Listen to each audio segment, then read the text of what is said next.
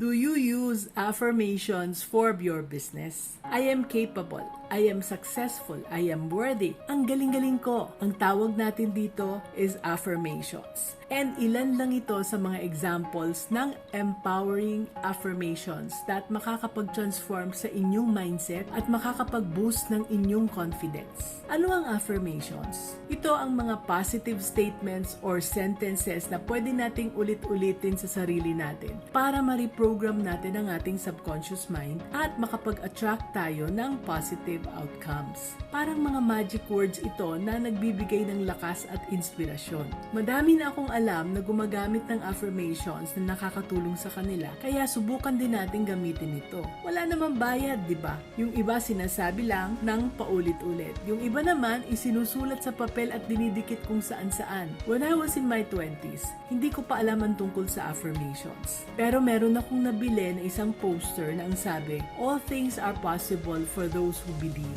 And I posted them sa harap ng aking hagdan. And every time na bumababa ako, nakikita ko ito. And ngayon ko lang naalala na kahit na pala anong hirap na dinanasan ko sa buhay, I have always believed that all things are possible. Kaya laban ako ng laban. So, use affirmations. Libre lang to. And be business-minded, Pinoy.